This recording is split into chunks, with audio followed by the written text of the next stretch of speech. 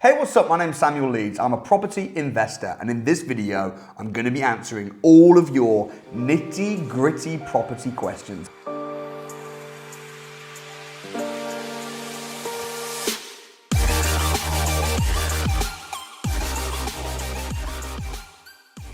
Here's the thing, generally speaking on YouTube, you might just get like big picture stuff, maybe house tours or here's how I made £100,000, but I'm here to answer all the niggly questions that you might have. So if you've got any questions at all that you've always wondered, why don't you go ahead, ask below in the comments, and then I'm going to do my very best to answer your questions. And while you're doing that, I'm going to be answering some of the questions from last week's Q&A Sunday video.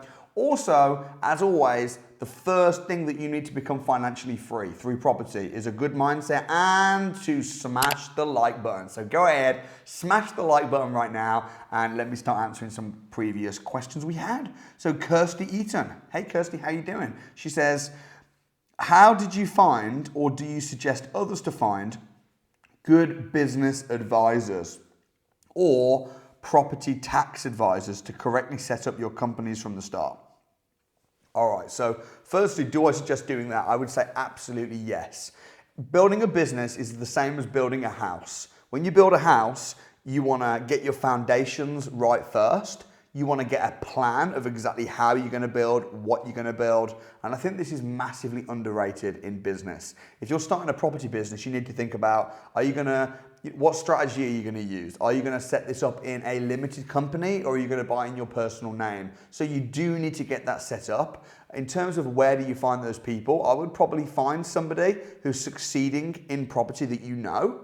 And if you don't know anybody that's succeeding in property at all, then you probably need to get in some different rooms and make some new friends and ask them, who did you use? Who was your business coach? Who was your accountant? Who was your solicitor? Who were your builders? Who were your architects? And start bringing a team together. Tell them your plan. Speak out your plan. Bring people on board with your plan as well, so you're not alone. And then once you've got a plan in place, then you can go to town, go to work, roll your sleeves up, and start getting some deals. That's my advice. I hope that helps. All right, George Shorts. When moving a kitchen to another room, would an architect be needed, or could I just use a builder?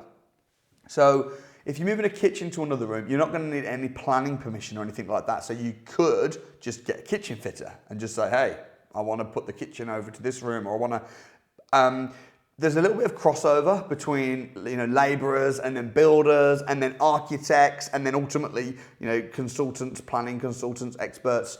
So it depends on the size of the kitchen. If it's like a nice kitchen and you want to make it done well and you want it done properly, it probably would be worth speaking to an architect. If it's just a cheap and cheerful house and you're just moving it along, you may well be able to just get a builder to do that. You don't need anything designed. So it really depends on the size and the spec of the house. If you do get a builder to do it, make sure they're a good builder and make sure they have got some basic design skills in place. Maybe ask them to show you some other kitchens that they've designed before you give them the job. Hope that helps. If you're enjoying the video, don't forget, hit the like button if you haven't already, and I'm desperate for your questions. I love giving property advice and information and guidance from my experiences, so let me know your questions. Emma Lundy. I'm a new deal sourcer and I've been told by an investor that they want off-market deals and deals that haven't been seen by anyone else. What's the best way to go about it? As I've got this to the stage where I was revealing the details of the deal to them and got told that they didn't want it as it was on the market and they didn't want to deal with agents. They want to go direct to the seller.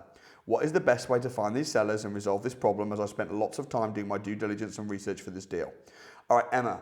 First thing I'm going to say is there's a small chance that these deals that you keep telling these investors about and they go, no, I'm not interested because it's on market or whatever, that they're just going and buying them anyway and cutting you out of the deal. So I don't know how many times this has happened, but it's very possible that you've been losing thousands and thousands of pounds as a result of this. So the first thing I'll say is, if you're going to ever pass a deal onto somebody, before you give them the information, you need to make sure that they sign a non-disclosure agreement or pay you a fee, even if there's a calling off period. If your investor's saying that he's looking for off-market deals only, then I would probably get a bespoke finder's fee from him. Say, look, you tell me exactly what you want, and then I will take a £1,000 refundable fee from you. If I manage to find what you're looking for within the next 2 months, then you can pay me the difference, maybe an extra £2,000, and then you got the deal. If I can't find it, I'll give you £1,000 back. Do not spend hundreds of hours looking for a deal for somebody, and that person could just be a complete time waster. So find out what they're looking for, take a bespoke sourcing fee off them, then go to town and find what they want. I don't know if this is helpful, but I'm speaking from experience. I've sold hundreds of deals and I've dealt with thousands of investors. George Butcher, is buying a buy-to-let still a good idea? I would say that buying a standard vanilla buy-to-let, firstly, it depends on the buy-to-let. If the return on investment is less than 10%, then it's not a good idea. If it's more than 10%, then it's a decent idea. I mean, it's considerably better investing in buy-to-let property than putting money in a bank. Because if you put it in the bank, you're going to get nothing. In fact, the interest that you will get from the bank, which is tiny, is not even going to be enough to keep up with inflation. So buy-to-let has its place. However, when you understand how to invest in property the smart way, namely by adding value and then refinancing, by renting out a property room by room or on serviced accommodation, you will probably never want to go back to vanilla buy-to-lets again. So I don't think it's a bad idea, but I don't think it's the best way to make money. James Ward Parish. One thing I don't understand yet is if you're selling deals, how do you pitch an investor a deal and get paid for it without them thinking, cool, I'll do that, while saying, nah, that one isn't the one for me? I feel like it'd be so easy to lose deals to people and never get paid for them. So James, first thing is every business deal, okay, there has to be a fair exchange going on. Fair exchange. What does that mean? That means that you need to be getting paid for your value. Now, if the investor just thinks, why would I pay you? I can find it myself. Then that kind of investor probably won't pay you because they'll just go and do it themselves. But there's a lot of investors out there that haven't got the time, they haven't got the inclination, they haven't got the energy, they haven't got to go out and view 20 houses on a Tuesday afternoon in the rain, negotiating. They don't want to do that. They want to pay you to do that. And if you can find a house that's worth 200 grand and negotiate it down to 150, that's a £50,000 discount. They'll pay you 5 grand. So it's about finding people that, number one, want the service of a deal source. Anyone that says, I'd never pay anyone to find me a deal, then great.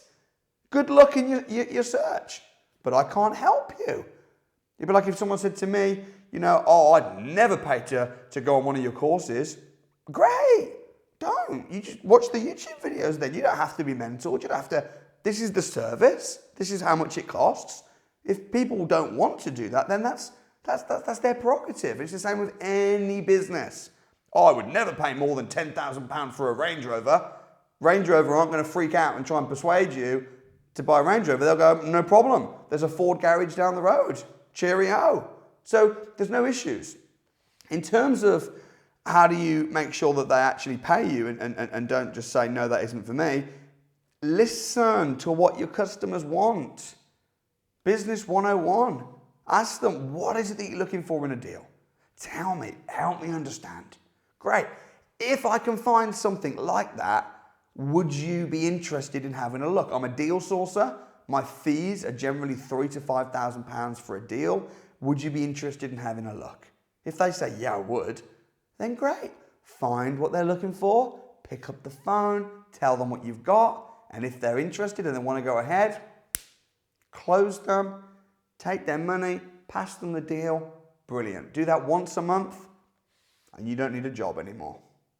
And all the best, juiciest deals that you find on your search, you're going to keep for yourself. That's how deal sourcing works.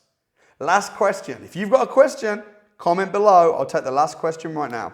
This is from Musab Ali. He says, Mr. Samuel, How can you tell if the area you're buying is in a good area?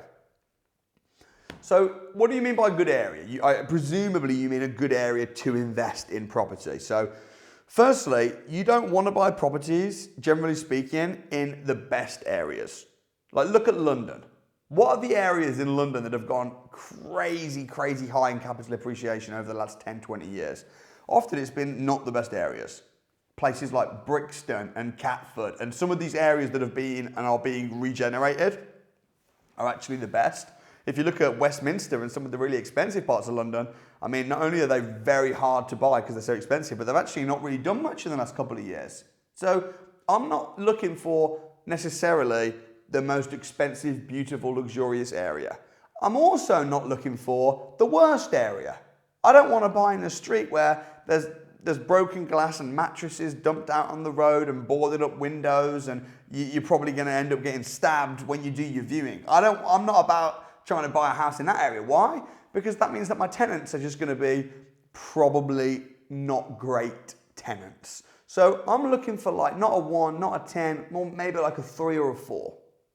How do you find out what the area is like and if the area is good or bad? If you're going to be investing in an area, you have to get to know the area well.